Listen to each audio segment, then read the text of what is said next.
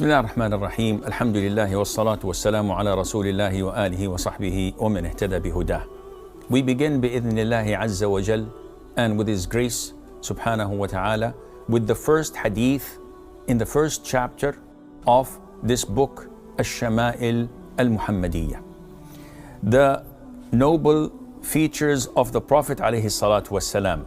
And this is related to the physical characteristics of the Prophet ﷺ. Why? Because it is logical to begin in describing how the Prophet looked sallallahu alaihi wasallam. Why? There are many reasons for that. Number one is that when you visualize him through his description, this makes you relate to him rather than someone you don't know. Secondly, the Prophet said alayhi salatu wasalam, in an authentic hadith, whoever sees me in his dream, then he had seen me for a reality or for true, because Satan cannot impersonate me. Now this hadith relates to how he really actually looked.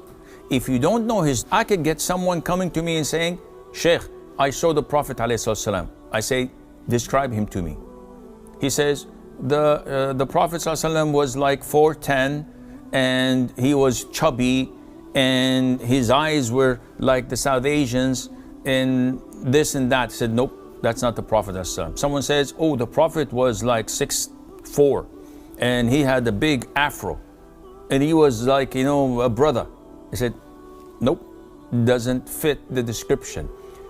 Once you are able to describe him in your vision, in your dream, as actually he was described by the companions, then you had seen the Prophet, and this is a great honor and a privilege. So this is why we start with his physical description, and then we go to other things of the things that he used to do in his daily routine, and then his character and how he dealt with others, in addition to what he wore, what he used for eating and drinking and the likes. So the first hadith is narrated by Anas ibn Malik, may Allah be pleased with him. He said that the Prophet sallallahu alaihi wasallam was neither very tall of stature nor short, meaning that the Prophet was an average. So he wasn't like 6'7" or 6'6", and he wasn't 4'10".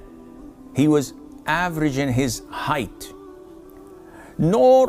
And his skin was neither pale white nor tawny or dark in complexion, which means that the Prophet ﷺ was not from the Vikings, and he was not from Africa. Rather, he was white, sallallahu alaihi wasallam. And we will come to explain this a bit further. His hair was neither crispy curled nor lank. So it was medium. It wasn't like the Asians, you know, let down, and it wasn't curly. And Allah the Almighty had sent him to serve as his messenger. Allah revealed to him at the end of 40 years of his life, meaning he was made a prophet like most prophets at the age of 40. And this is the prime of a man's life. So he stayed in Mecca for 10 years and in Medina for 10 years. However, we know that he stayed in Mecca for 13. Why is Anas saying 10? Some scholars say that this is because he made the number even. So instead of saying 13, he said just 10. So he dropped 3.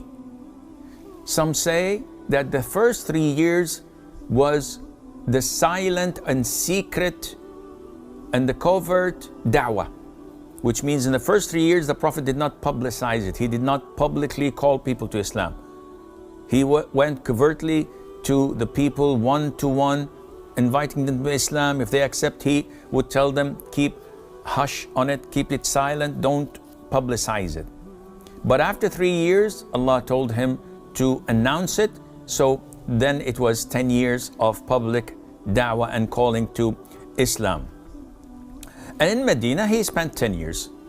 And Allah took him onto himself at the age of 60.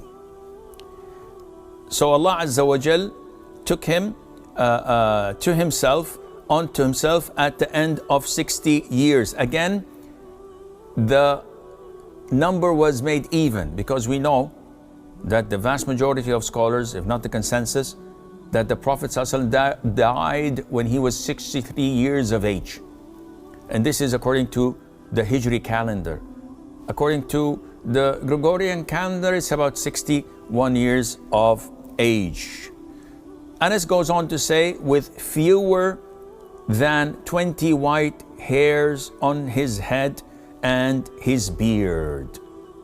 So the Prophet ﷺ maintained having a black hair and beard with few strands of white on his head and beard.